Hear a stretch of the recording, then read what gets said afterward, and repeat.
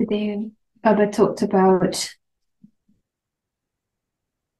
following Srimat and for Jivan Mukti, you receive Jivan Mukti in a second.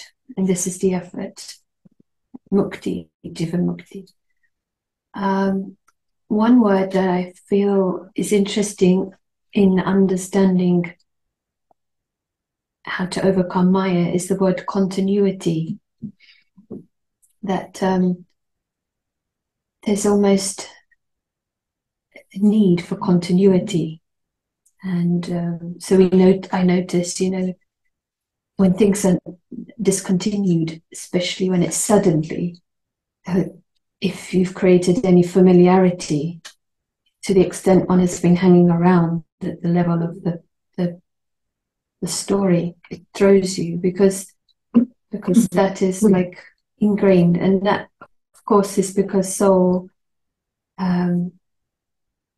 he is the real only continuity. Unless that's conscious, we absolutely need it in the drama.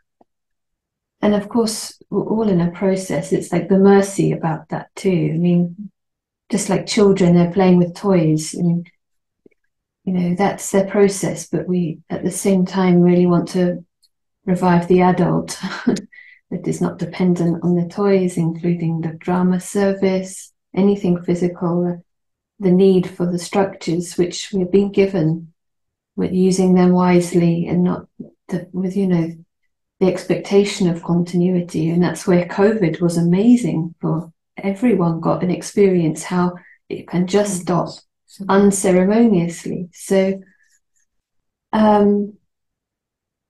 and also the continuity to our thinking, the patterns, the beliefs, the habits. Maya loves to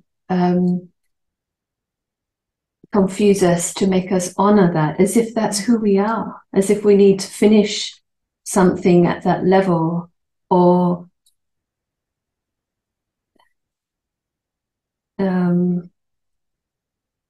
in a sort of mixed Ravan psychology way, as if settle it or something at the level of that consciousness.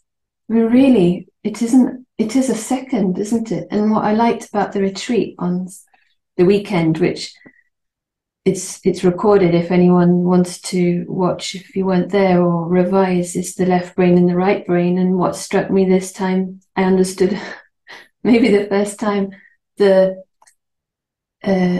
serial processing and the parallel processing. Still, those words I find a bit awkward, but serial is like one thing leads to another. It's continuity, isn't it? So left brain, and it is very like a comfort also, in a way, a therapy, when we're in that left brain. And the autism spectrum, they really get disturbed, right? When and I think we're all in the same boat.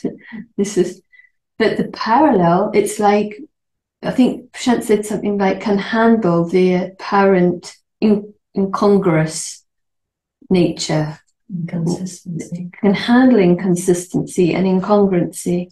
And when you're learning, this is necessary as well, to be able to handle ambiguity in a way, in that awakening of the right brain, that we need to also, in parallel, this is going on, it appears serious, but in parallel, soul is out without continuity of what has happened here. There's nothing changing. It appears same. Star is out, not negotiating with anything, mid-sentence, it's a second. It's not even a second, isn't it? It's like Bobby uses the word in English, but it's a moment. It's not even not point. It's like it's out. So the right brain, which we're training in balance and in context, not disconnected or disembodied, not in honor of the left, but it's like out. And I really feel it's so good to start to observe the Maya that. And the other word that comes up is fractured. All the philosophies are fracturing, as if, I don't know why, I just like this word because it's something like Baba said yesterday, millions of births, millions of species. It's like, you can't, it's like too big. That's bhakti. Then you've got science, billions of years, and something it's relegated to so long ago, a big bang, we don't understand it, but anyway, it was a long time ago. It just fractures your thinking. It's like neat. You can't handle that much in your sanskaras, of which everything is carried. We can't prove it, but he helps us to come out of this the fractured thinking to what you can handle, what is and the reason why it's fractured is because we're looking for reference points of continuity here, aren't we? We're looking, and even in science, that's what the fringe scientists are saying. You're actually using reference points that are not stable. Even the gravity is not showing a consistency. But you've got to measure something from something. But nothing is stable here. Nothing has continuity. There are apparent laws at limited level, but like was said, there's no universal, I can't even say theory, understanding.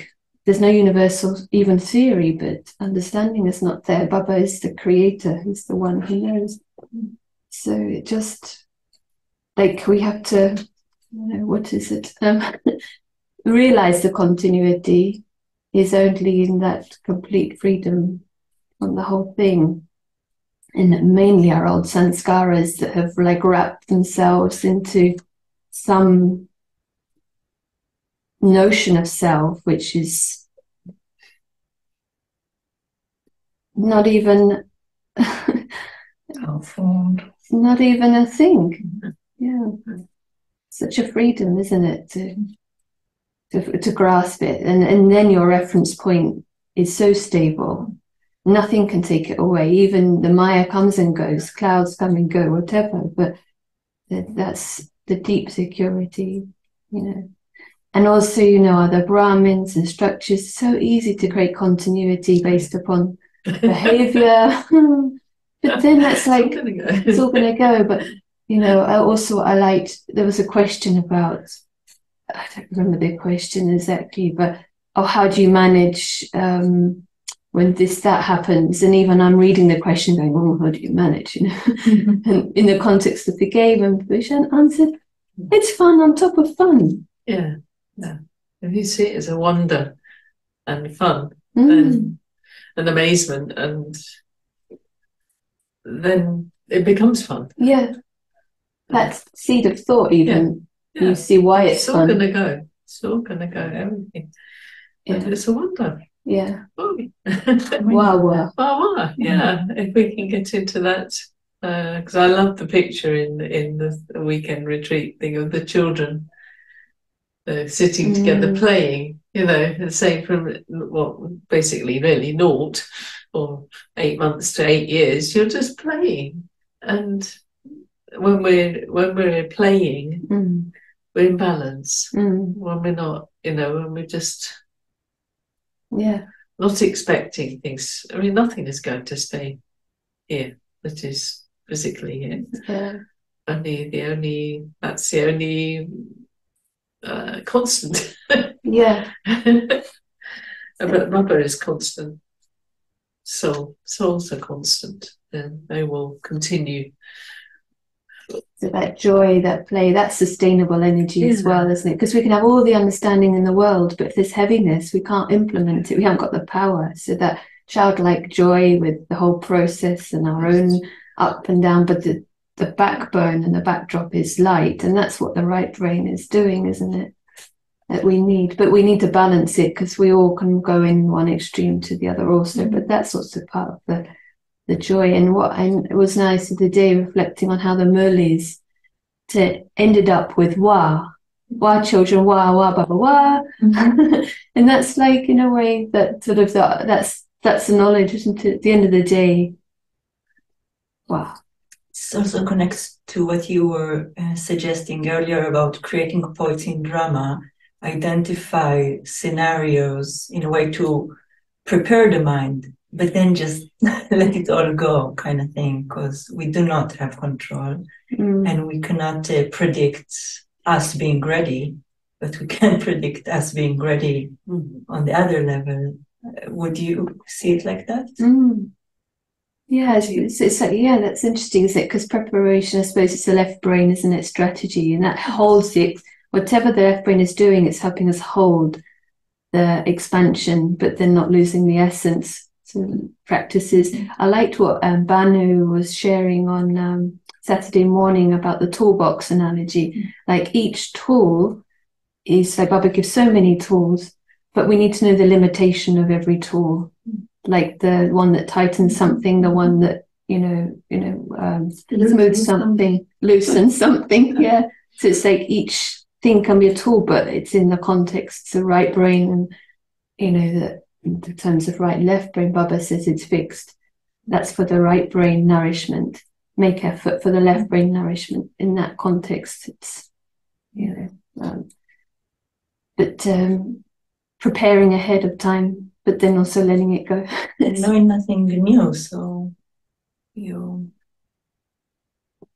That's a approach. Yeah. So suits the right brain.